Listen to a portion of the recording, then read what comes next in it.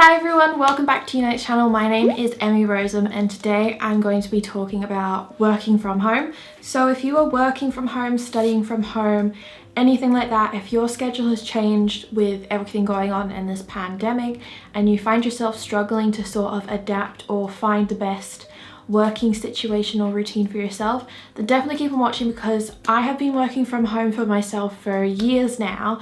Through a lot of experimentation and trial and error, I figured out and found a few techniques that definitely have changed my life and made it so much easier when it comes to working from home. Over on my Instagram, I put up a little question box so everyone can have a sort of discussion to find out how everyone was getting on during this time, because obviously this is something that no one's ever been through before or gone through, so I thought let's have an open discussion about it and see what everyone's thinking and feeling. And from this I sort of got a few questions that came up a lot, so I thought that today that we'd go through those questions and sort of talk about it and figure out how you can solve these problems if you are struggling with them yourself.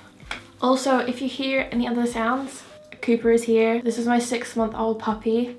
Yes, I am a student, and from working from home I've managed to have a dog, so apologies if you hear or see anything down here. It is just her. The most popular comment that seemed to be the biggest struggle was people were finding it extremely difficult to motivate themselves to study. It is so easy to just stay in bed and binge watch Netflix and not get out and not do anything and stay up until 5 o'clock in the morning. That just makes it so much harder for you to motivate yourself. So the biggest thing and biggest tip that I can give you to keep up your motivation is to stick to a routine at home. It is so hard to do if you live with someone else, if you live with flatmates, if you live in halls, you know, speak to your flatmates, speak to your friends and work together. If you're struggling to get up in the morning, talk to them and get them to help you get you up in the morning. I force my boyfriend to get me up in the morning when I'm struggling on days when I don't want to get up. And in the moment I hate it, but in the long run it does so much for my motivation because I'm not tired, I'm not exhausted, I have the energy and I'm awake, so I may as well get on with the work. So use your support system and your network that's around you. If you live by yourself, reach out to your friends, get your friends to hold you accountable, make your friends call you in the morning to make sure that you are up at a certain time. The next one was difficulty focusing as you're not in your typical learning environment. There are so many things that you can do to create a productive and motivating study space. Even the smaller spaces you can utilize to make it a productive and studying area for you. If that means that you need to get out of your room, then try working at the dining table or any form of table that you have. If you don't have a space where you can work like that, there's so much on Google where you can create a small working space in your own room.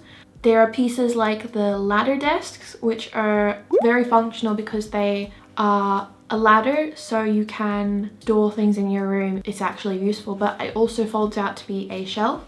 If you have dressers, if you have a bedside table, if you have anything like that, you can get cheap chairs, Facebook Marketplace. You don't have to break your bank to be studying at home. You can use what you have. You can use a dining table chair. What you see here looks like a desk space. I use it as worktop space, but it's actually a chest of drawers and it has all my clothing in it. So I will sit here and sew. My sewing machine is right there.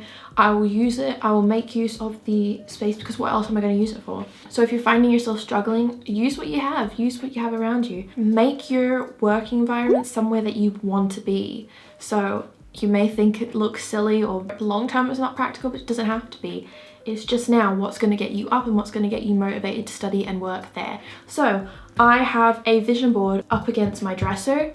So when I'm studying, I have something to look at that's going to motivate me and inspire me to work. You really need to prioritize yourself and what's going to work best and most effective for you. So please do that. Also, number one tip, if you are using a communal living space and you do not like noise, I can't study and listen to music. I've never been one of those people that can. It's just too distracting for me. I need like silence to properly think and process my thoughts. Brown noise, I watch 8-hour videos of that on YouTube. Amazing, it's a lifesaver. You literally block and zone everything out and it just helps you concentrate and focus so much.